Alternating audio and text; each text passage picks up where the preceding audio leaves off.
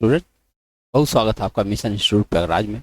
हम लोगों ने परसेंटेज देखा था। परसेंटेज पर ढेर सारे बातें जो बेसिक्स होती हैं सारी चर्चा हमने कर लिया है। अब उस पर हम लोग प्रैक्टिस करने जा रहे हैं। प्रैक्टिस में देखिए, ये हमारे सामने क्वेश्चंस है। आपको चाहिए कि इन सब प्रश्नों को पहले पॉज करके खुद लगाने का प्रयास करें और फिर देखें कि कैसे लगाया जा रहा है। पहला क्वेश्चन ये रहा आपके पास। देखिए कैसे लगाया जाएगा, कोशिश करें। क्या है ये सवाल, कैसे लगाया जाएगा। चीनी की कीमत में 40% वृद्धि होती है, चीनी की खपत में कितने परसेंट कटौती कर देनी चाहिए ताकि चीनी पर कोई अतिरिक्त राशि खर्च ना हो। याद करिए, पहले प्रकार का सवाल है ये। पहले प्रकार का सवाल, इसमें मैंने बताया था 40% वृद्धि हो रही है। पहले जरा विचार करो, कोई चीज 100 थी, अब वो बढ़ करके 140 हो गई, लेकिन उसे खर्च नहीं बढ़ाना, उसे वापस आ जाना, तो कितना कमी करनी पड़ेगी। 40 की कमी करनी पड़ेगी। किस में? 140 में गुणा 100, यही इतना काटना है। अब इसको चाहे आप फार्मूले के माध्यम से आए और चाहे ऐसे आए, करना यही इतना है। 20 दूना 40, 20 सत्ते 140, ये हो गया 200/7। 7 दूनी 14, 6 हुआ 60, 7 8 56, 4/7। 28 सही 4/7%, लगभग ये आ जाएगा 4/7। 5 तो नहीं है ये, लेकिन तो आप समझे लगभग ये परसेंट आया, एग्जैक्ट नहीं। इतना परसेंट आपका उत्तर बन जाता। लगाने का तरीका आपने देखा, पहले प्रकार का सवाल है। आइए अगले प्रश्न पर बात करें। माया ने एक टीवी 14% जीएसटी सहित 7980 रुपए में खरीदा। बिना जीएसटी की टीवी का मूल कीमत 14% जीएसटी का मतलब होता है कि जो भी मूल्य होगा उसके ऊपर 14% जीएसटी लगा है, तब यह मूल्य आया है। मान लो उसकी मूल कीमत एक्स रही होगी और उस पर 14% जीएसटी लिया गया, यानी 114/100 लिया गया है, और तब जाके उसका मूल्य हुआ है 7980। तो फिर बताओ वह मूल्य क्या है। 7980 इंटू 100/114, बस यही इतना काटना है। 14 25 70 है ना, लेकिन काटो थोड़ा छोटी संख्या तो काटते। 2 25 10, 2 7 14 है ना, और 2 से काटते हैं इसको तो 2 3 6, 2 9 18, 2 9 18 और 0। क्या 57 से 399 कट रहा है? 19 से चेक करता हूँ। 19 दूना 38, वेरी गुड। 19 3 57, 19 दूना 38, 19 1 19 और 3 7 21। बताइए भैया, 7000 का हो गया। उस वस्तु का मूल कीमत टीवी का क्या रहा होगा? सीधे सीधे 7000 रहा। ठीक है, इतने आसानी से आपने यह सवाल देखा। लगाने का तरीका है क्या, जीएसटी क्या होता है? जितना मूल्य होता है उस मूल्य पर जीएसटी ले जाता है तो दाम बढ़ जाता है, उसे कहते हैं जीएसटी। इसको आप सेल टैक्स भी कह सकते हैं। आइए देखते हैं। अनीता ने 120 में से 36 अंक प्राप्त किए, लेकिन बाद में उसके शिक्षक ने उसके 6 अंक बढ़ा दिए। उसका प्रतिशत में कितना वृद्धि होगा? सोचने वाली बात है, ध्यान रखो। एक 6 अंक बढ़ाया, क्या परसेंट वृद्धि होगा? जरा सोचो आप। 6 अंक 120 का क्या परसेंट होता है? 6 अंक 120 का कितने परसेंट होता है बताओ? 6 दूनी 12, 2 पचे 10, 5% होता है। तो उसके अंक में 5% वृद्धि होगी। इतना अंक पाई है उससे मतलब नहीं, उन्होंने कहा है कितने प्रतिशत वृद्धि हो जाएगी। वो जितना प्राप्त करी है तो पता चला कि 5% वृद्धि हो जाएगी। जितना भी वो पाई है उसमें 5% उसके अंक बढ़ जाएंगे। अगला प्रश्न देखें। एक कॉलेज में 2 पाठ्यक्रम होते हैं, पता नहीं, ठीक है, में 500 में से 450 छात्र उत्तीर्ण हुए। एक परीक्षा मान लेते, जबकि एमए में 2000 छात्रों में 1500 छात्र पास हुए। कॉलेज का संयुक्त उत्तीर्ण प्रतिशत क्या है? संयुक्त उत्तीर्ण प्रतिशत माने हुआ कि 2000 छात्र यहाँ हैं और 500 छात्र यहाँ हैं, कुल छात्र हैं 2500।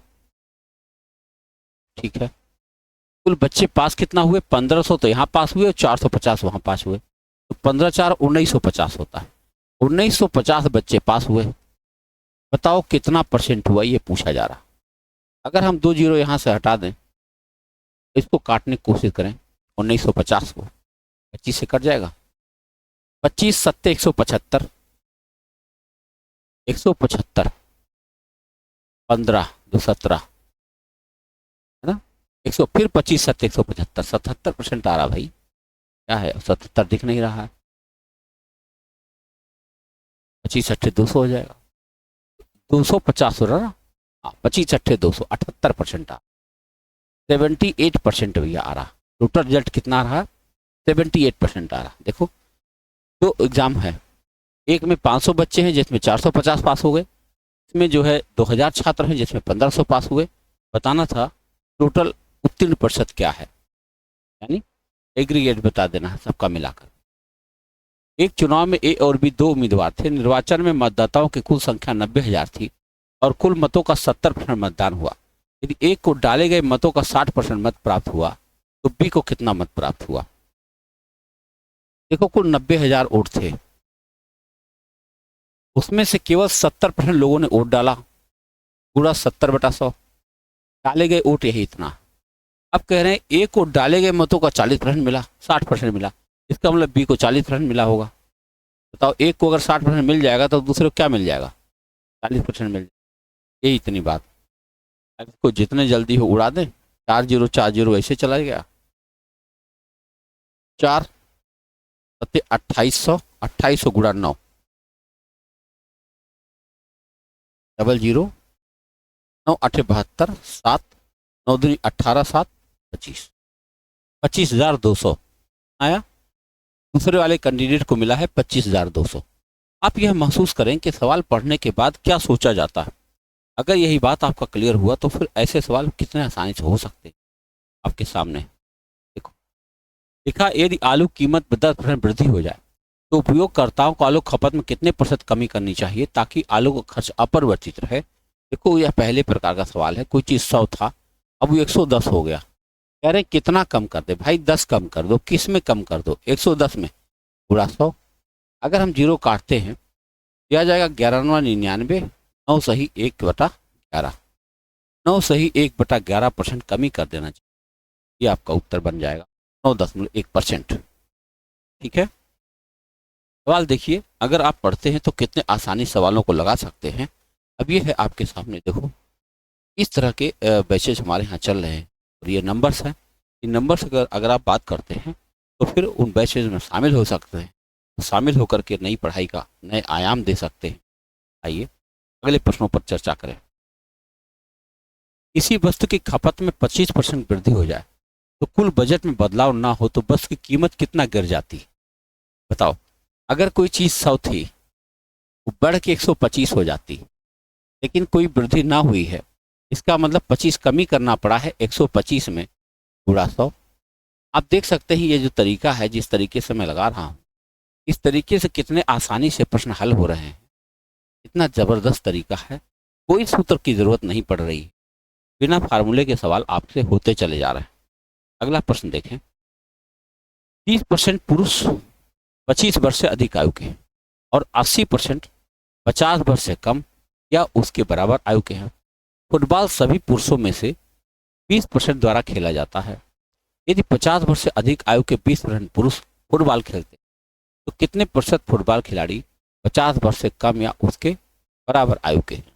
अब केवल परसेंटेज की कहानी है। देख लो 25 वर्ष से कम,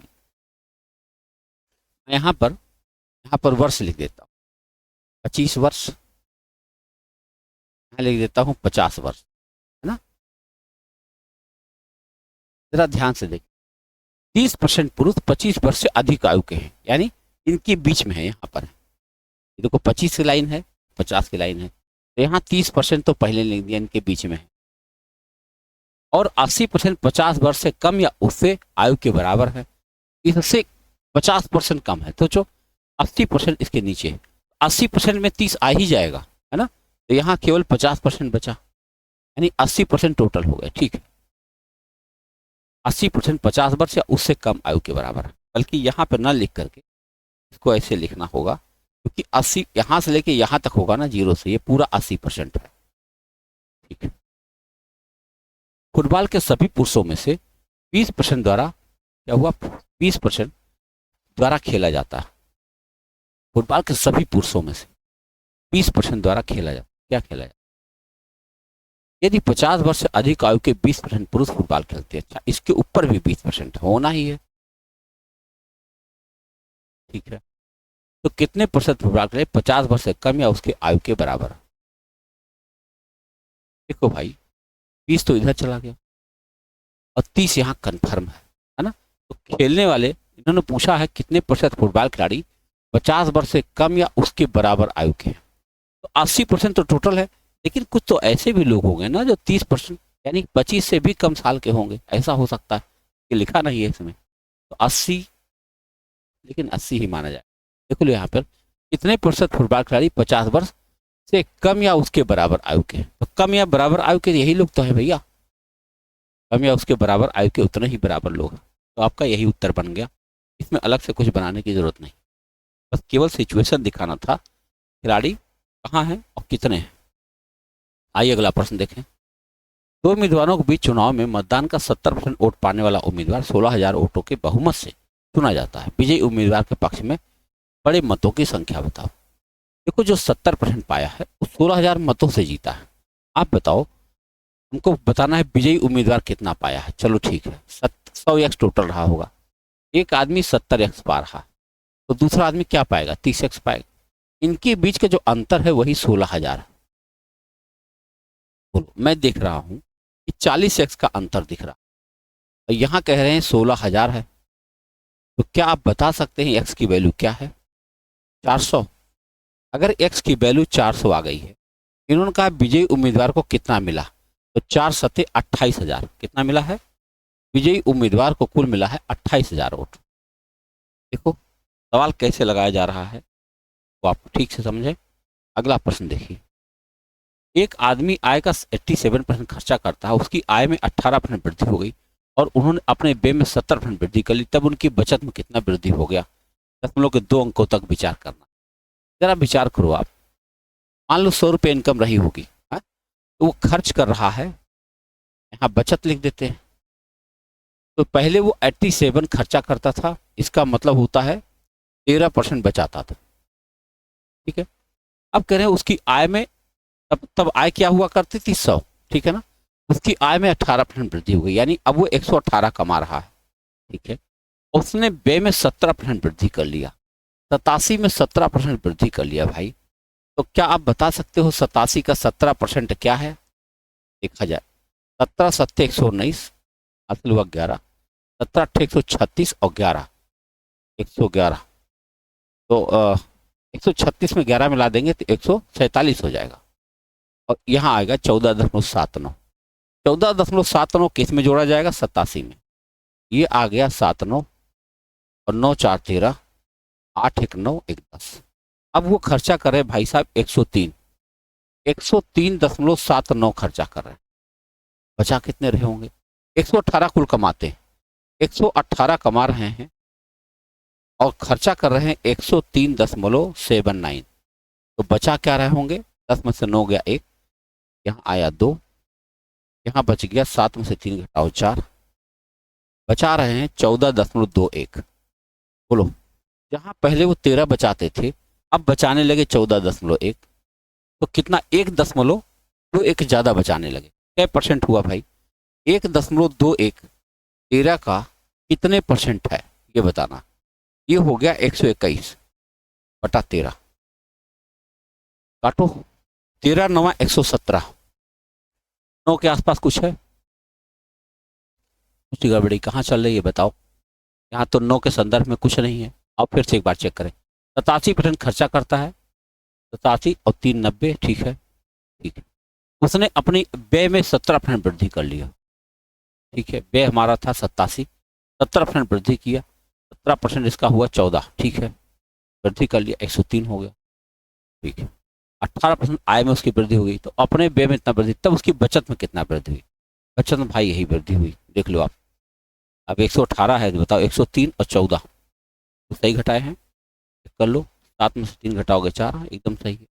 तो आपका उत्तर आ जाना चाहिए 13 9 109 दशमलव कुछ आना चाहिए। 13 9 117, 17 4 बचेगा 40, 13 3 39, 9.3% होना चाहिए। आपका यहाँ पे एक उत्तर बनना चाहिए 9.3% उसकी बचत में वृद्धि हो गई है। बचत में वृद्धि कितना हुई है? 9। बाकी 14 के संदर्भ में भी कुछ नहीं है, तो कोई समस्या है। आइए आगे बढ़ते हैं। अगला प्रश्न आपके सामने है। एक मोबाइल फोन 25,000 रुपये में खरीदा गया, इसके उपयोग के कारण उसके मोबाइल फोन का मूल्य प्रति वर्ष 5% कम हो जाता है। 2 वर्ष बाद मोबाइल फोन का मूल्य क्या हो जाएगा?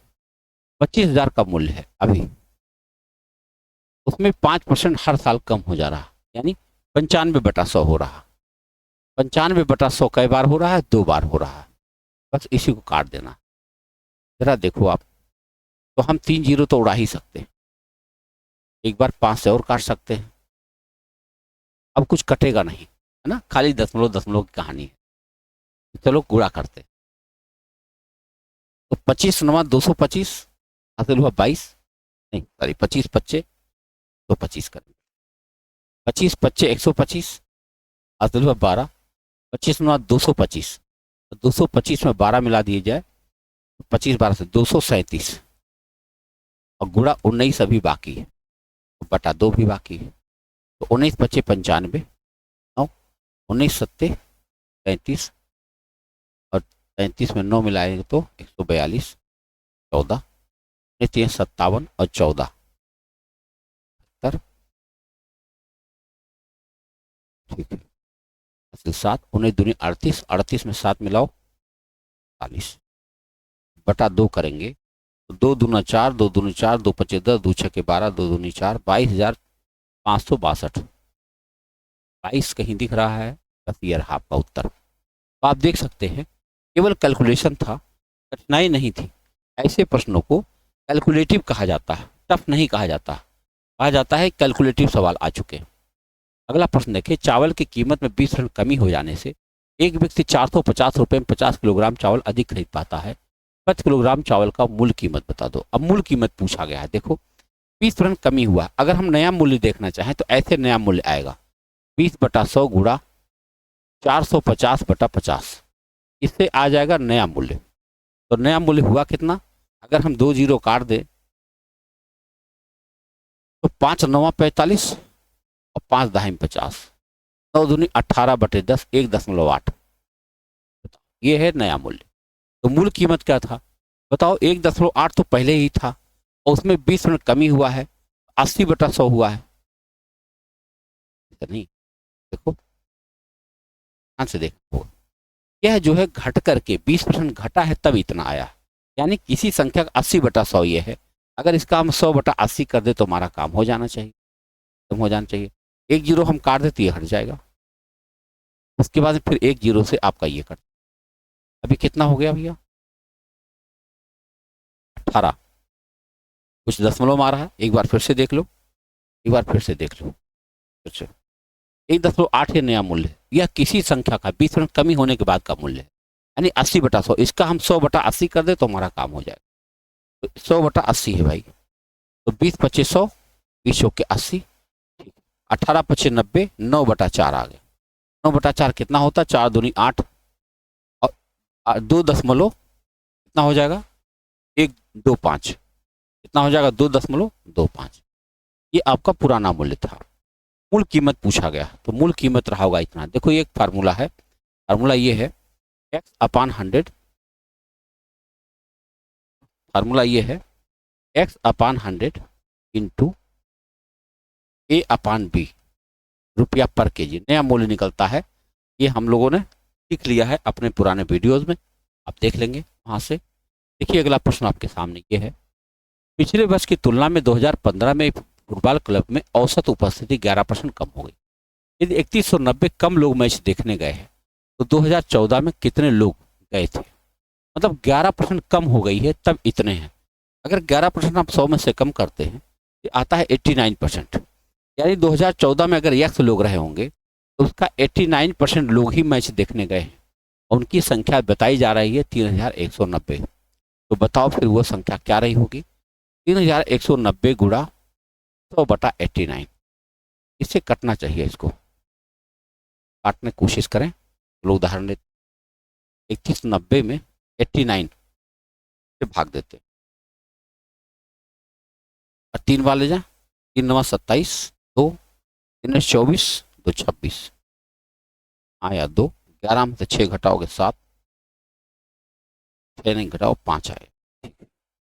अब फिर से पहाड़ा पढ़े, 8 6 48, है ना, 6 बार ले जाए, 6 9 54, 5 6 48, 5 ज़्यादा हो जाएगा, 5 बार ले जाए, 5 9 45, 4 5 40, 4 44, 10 में से 5 घटाओगे 5, 11 में से 4 घटाओगे 7, 10 मोल लगाएं तो 0 बढ़ जाएगा, 8 9 72, ठीक है, ये आ जाएगा इतना भैया। जब आप इसे काट देंगे तो संख्या आ जाएगी 35,090। इतने लोग पहले थे, पहले ज़्यादा लोग थे और अब 11% कम होकर के इतने हो गए हैं। 2014 में कितने लोग थे? 35,090 लोग थे, ठीक है। ये हमारे कोर्स का सिस्टम है, इसमें आपको इस नंबर से बात करने के बाद पता चलेगा कि कब से कब आपकी बैचें चल रही हैं। आइए अगला प्रश्न देखें। एक कक्षा में 60% छात्र लड़के हैं और शेष लड़कियां। यदि किसी परीक्षा में 40% लड़के और 70% लड़कियां उत्तीर्ण होती हैं और अनुत्तीर्ण होने वाली लड़कियों की संख्या 42 है, तो अनुत्तीर्ण होने वाले लड़कों की संख्या बताओ। एक कक्षा में 60% छात्र लड़के हैं, तो यहाँ मैंने अगर लिख दिया लड़का, यहाँ लिख दिया लड़की।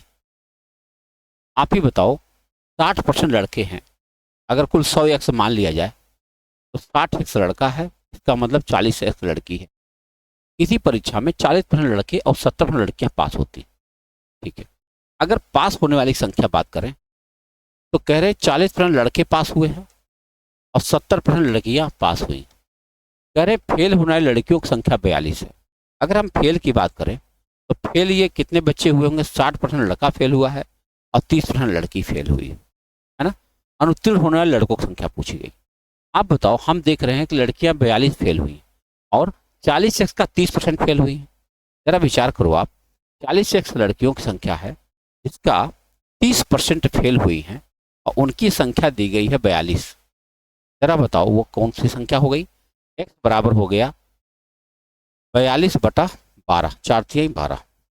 तो इसको हम थोड़ा सा काट सकते हैं 3 से, तो ये 3 से काटेंगे, 3 1 के 3 14 और 3 चौक के 12, और 6 से काटना चाहिए था।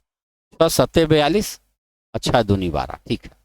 7/2 एक्स की वैल्यू आई। हमसे पूछा गया अनुत्तीर्ण होने वाले लड़कों की संख्या बता दो। अनुत्तीर्ण लड़के कितना हुए हैं? देखो 60 एक्स का 60%, यानी कि कितना फेल हुए? 6 36, 36 एक्स फेल हुए। तो एक्स की जगह हम 7/2 लिख सकते हैं। 2 से काटोगे 18, 18 7 126। कितने बच्चे पास फेल हुए हैं? लड़कों की संख्या देखा जाए तो 126 लड़के फेल हुए, ठीक है। क्या किया मैंने? सबका परसेंटेज एक साथ दिखा दिया। अब उसके बाद फिर आराम से काटते चले गए, कोई समस्या नहीं। अगला प्रश्न आपके सामने। एक परीक्षा में बैठने वाले कुल उम्मीदवारों में से 65% लड़के थे, 28% लड़के और 16% लड़कियां फेल हो गई। 702 लड़के उत्तीर्ण हुए, कितनी लड़कियां उत्तीर्ण हुई? देखो जरा, 65 एक्स लड़के पास लड़के थे। अगर 65 लड़के थे, 100 एक्स में से लड़का था, तो लड़की कितना हो जाएगी? 35 एक्स। ये लड़का है और लड़की है, ठीक है। 28% लड़के, 16% लड़कियां फेल हो गई।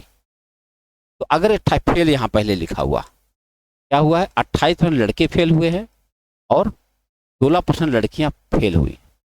फिर कह रहा है 702 लड़के पास हो गए। अगर 702 लड़के पास हुए हैं, इसका मतलब हुआ कि 65 एक्स का 28% फेल माने क्या हुआ? 28 2 30 और 70 100, यानी 72%। 72% बच्चे पास हुए हैं और उनकी संख्या दी गई है 702। यहाँ से हमको एक्स की वैल्यू मिल जाएगी। फिर 100, जैसे हमको लड़के एक्स की वैल्यू मिली तैसे हम लड़कियों की संख्या निकाल लेंगे।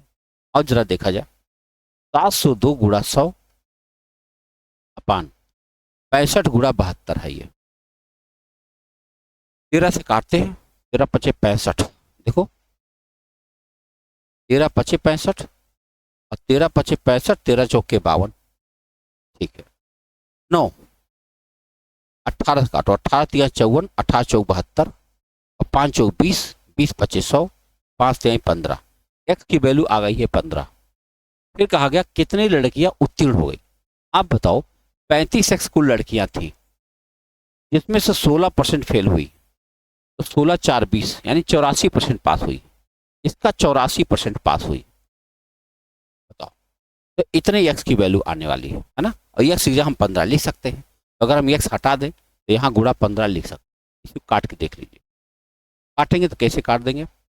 5 3 15, 20 हो जाना है। फिर 5 चौके 20, 5 7 35 और 4 से काट देंगे, 4 2 8, 4 1 4। 21 सत्ते 147 गुणा 3, 147 गुणा 3 करें आप, 3 सत्ते 21, 2 14 3 42 1 43, 431 बच्चे जो है, कहीं देखें 441 जी, 441 बच्चे जो है आपके पास में, फिर से देख लो, 3 सत्ते 21, 2 3 चौक 12 2 14 हो जाएगा, ठीक है। 441 लड़के जो है, लड़कियां पास हो गई। अब देखिए सवाल आपके सामने, अगला प्रश्न है, लिखा है एक उम्मीदवार में चुनाव में 41,250 वोट मिले, ठीक है, एक उम्मीदवार को मिले और उसने अपने प्रतिद्वंदी को 7500 वोटों से हरा दिया। यदि कोई वोट अवैध घोषित नहीं किया गया और केवल 2 ही उम्मीदवार थे, तो जीतने वाले उम्मीदवार को प्राप्त वोटों का प्रतिशत बता दो। प्रतिशत पूछ रहे हैं। देखो, एक उम्मीदवार को इतना मिला है और प्रतिद्वंदी को 7500 के अंतर से हराया, तो दूसरे बंदे को क्या मिला होगा पता चल जाएगा। 41, देखो ध्यान से, 41,250 इस बंदे को मिला हुआ है। अब ध्यान से देखो, 41,250 में से अगर हम 7500 माइनस कर दें तो इससे पता चल जाएगा दूसरे बंदे को क्या मिला है, ठीक है। घटाते हैं, 5, 12 में से 5 घटाओ 7, 10 में 7 घटाओ 3 और 3, इतना मिला है दूसरे बंदे को, ठीक। तो परसेंटेज पूछा गया तो इसको भी इसी में जोड़ दिया जाए। 33,750 दूसरे बंदे को मिला है। अगर हम इसको जोड़ेंगे, 33,750 है ये, 33,750 है। अगर हम इसको जोड़ देते हैं, 7 दूनो 1 10, 1 3 1 4 1 5 और 4 3 7, टोटल वोट यही है। कह रहे हैं जीतने वाले उम्मीदवार को कितना परसेंट वोट मिला। भाई मिला कितना है, 41,250 जीतने वाले को मिला है, और कुल वोट कितने हुए, 75,000। कोई वोट खराब हुआ नहीं है। तो अब देखो, डबल जीरो सिंगल जीरो, 75 पूरा कट गया, 25 से काटता हूँ, 25 यहाँ 75, 25 के 25, 16 162, 25 छक्का 150, फिर 25 25 125, 3 से काटो, 3 पचे 15, 3 पचे 15। जीतने वाले उम्मीदवार को 55% वोट मिला। कितना मिला है, 55%। हमने क्या किया, पहले जीतने वाले को और हारने वाले को संख्या निकाल लिया और फिर सीधे निकालते चले गए।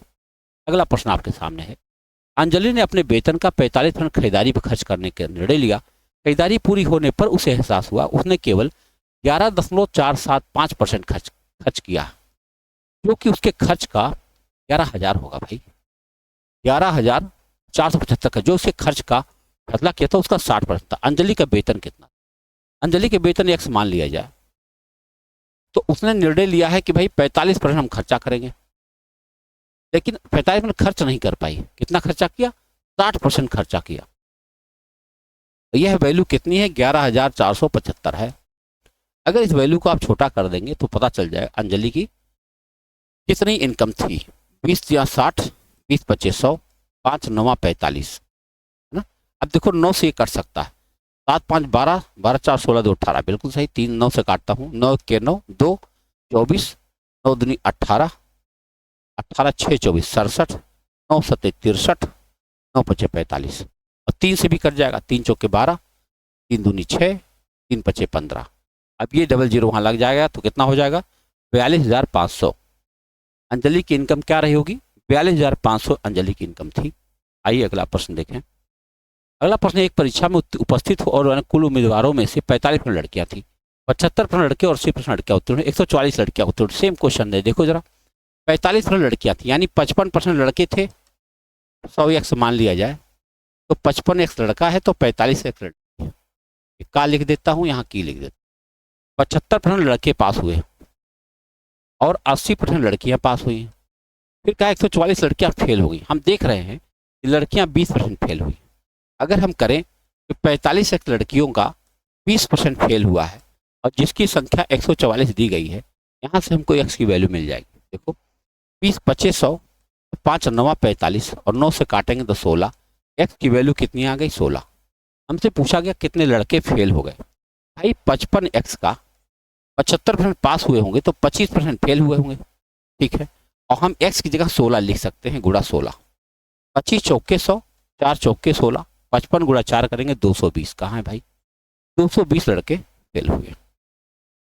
आइए अगला प्रश्न देखिए, क्योंकि उसी तरह का था, बहुत आसानी से हो गया। ए की आय बी की आय से 40% अधिक है। अच्छा, ए है, बी है और सी है, और सी की आय ए और बी की कुल आय से 30% कम है। ए की आय सी की आय से कितने परसेंट कम। ध्यान से देखो, ए की आय बी की आय से 40% अधिक। अगर इनकी आय को हम 100 मान लें तो ये हो गई 140, और सी की आय ए और बी की कुल आय से 30% कम है, यानी ये 240 है ना, 240 से 30% कम है, यानी 70% है। तो कितना हो गया, 7 चौके 28, 2 7 दूनी 14, 2 16, 168 है। फिर कह रहे हैं एक या से कितना परसेंट कम। भाई 168 से 140 पर जाना है आपको, तो 20 8 28 कम है। बताओ 28 कम है 168 में से, पूरा 100, यही काटना है आपको। 4 7 28, 4 चौक 16, 4 दुनिया 7 छंके 42, 50/3 आ गया आपका। 50/3 कितना होता है, 16 सही 2/3%। कितना कम होता है, 16 सही 2/3% कम होता है। अगला प्रश्न देखें, एक वस्तु की कीमत हर साल 10% बढ़ जाती है। यदि पहले वर्ष और तीसरे वर्ष के अंत में इसकी कीमत के बीच में 69 रुपया 30 पैसे का अंतर है, तो चौथे वर्ष के अंत में इसकी कीमत क्या हो जाएगी। ये सवाल कितना सिंपल हो गया, देखो हर साल 10% बढ़ जाती है। अगर एक वर्ष की कीमत हर साल 10% बढ़ जाती है, बताओ तो पहले साल अगर 100 रही होगी तो दूसरे साल 110 हो गई होगी, अब फिर इसमें 10% बढ़ाओगे तो 11 की वृद्धि हो जाएगी, तो 121 हो गई होगी तीसरे साल। चौथे साल की कहानी है, देखो पहले वर्ष दूसरे वर्ष, उसके बाद फिर 10% बढ़ेगी, तो 12 रुपया 10 पैसा अब बढ़ेगी। 12 रुपया 10 पैसा बढ़ेगी तो कितना हो जाएगी, 121 रुपया में 12 रुपया 10 पैसा अगर बढ़ा देंगे आप, ये हो जाएगी 3, ये 133.10 हो जाएगी। ठीक है, अब इन्होंने कहा कि यदि पहले वर्ष और तीसरे वर्ष के अंत में इसकी कीमत का अंतर इतना है, बताओ 110 से 133 के बीच का अंतर क्या है। तो आप पाओगे 22, इसमें से 110 घटा दिया जाए तो कितना आ जाएगा, 23.10 है। बताओ कह रहे हैं कि अगर सबके साथ हम x लगा दें 1 मिनट के लिए, सबके साथ x लगा दें, तो हम देख रहे हैं कि 23.1 आ रहा है। ये कितना अंतर आ रहा है, 23.1 आ रहा है x, और उसकी वैल्यू दिया है 69.3। तो आपको दिख रहा होगा 23 3 69, 3 बार में कट जा रहा है, x की वैल्यू 3 आ गई। फिर उन्होंने कहा चौथे वर्ष के अंत में इसकी कीमत क्या होगी। चौथे वर्ष की कीमत क्या होगी, अगर इसकी वैल्यू 3 है तो 3 का गुणा करेंगे। 3 का गुणा अगर हम कर लेते हैं इसमें, देखो 3 1 3, 3 3 9, 3 3 9, 3 1। अब इसमें केवल 10% बढ़ा दो, बस 10% और बढ़ा दो तो काम खत्म हो जाएगा। 0 कट गया, क्या आते हैं 33 3, 11 99 और 3 102, 99 और 10 109, 10 क्या आते 33 और 10 43। उसके बाद जब हम 1 दशमलव पहले था, 1 दशमलव यहाँ लग जाएगा, 439 के रुपया क्यों आ जाएगा, 439 रुपया 23 पैसा। देखो विद्यार्थी, थोड़ा सा कैलकुलेटिव सवाल था ये, जो कि पूरा हुआ। मिलते हैं अगले वीडियो में, बहुत बहुत धन्यवाद।